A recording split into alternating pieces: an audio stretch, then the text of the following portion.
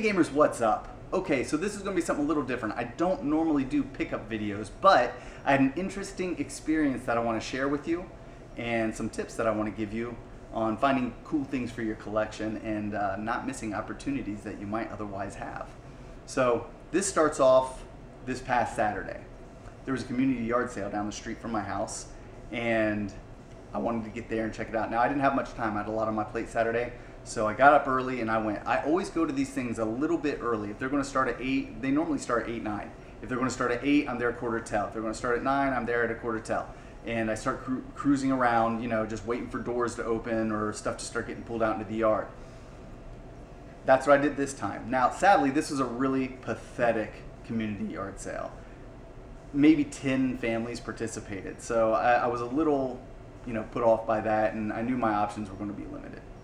The first thing I saw was a lady who had some Sega Game Gear and some PlayStation long boxes, and she wanted 40 bucks for the Game Gear, and the long boxes she had $10 a piece on. I mean, I wouldn't have paid more than a couple bucks a piece for those, and I know I wouldn't have paid 40 bucks for that Game Gear. And she's all, oh, well, online these things go for $40, $50 and blah, blah, blah.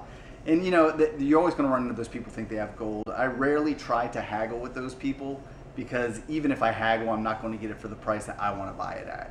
You know, I see a Game Gear out there, I'm not paying more than $5 for it. You know, she's asking 40, I can't talk her down to 5, so I don't even bother. I just kind of up and go. These people get online, they look on Amazon or eBay, particularly Amazon, and they see like the highest selling price, so they think they have something that's going for crazy dollars, and really if you look under the used section, you can get the same thing for $1. And it's kind of, well, it's intimidating. You go to yard sales and you see that and you think, oh, I'm just going to give up. But you don't. You keep on going.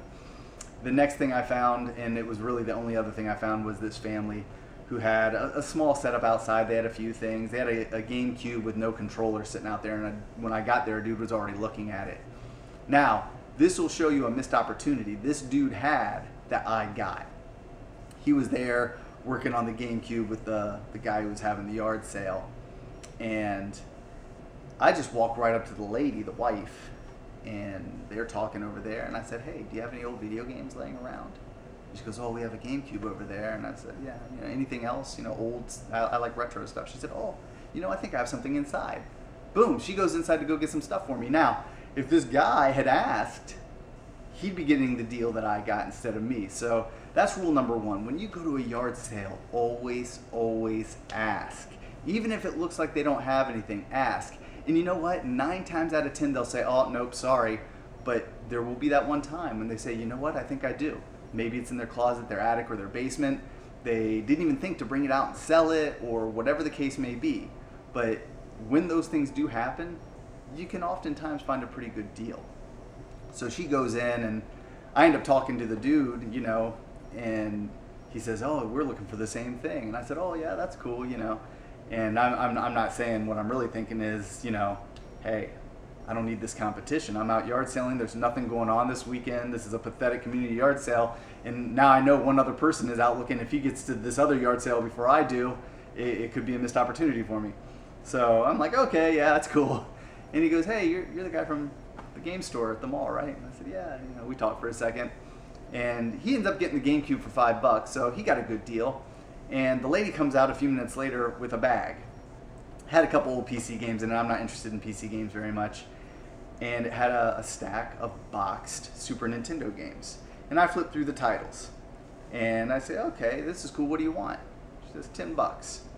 So I start pulling the boxes out, and there's a Super Double Dragon in there. I shake the box, and it's like, it sounds like it's filled with just bits of plastic. I open some of the boxes and look in them, and I realize none of them have the titles in them of the boxes that they are.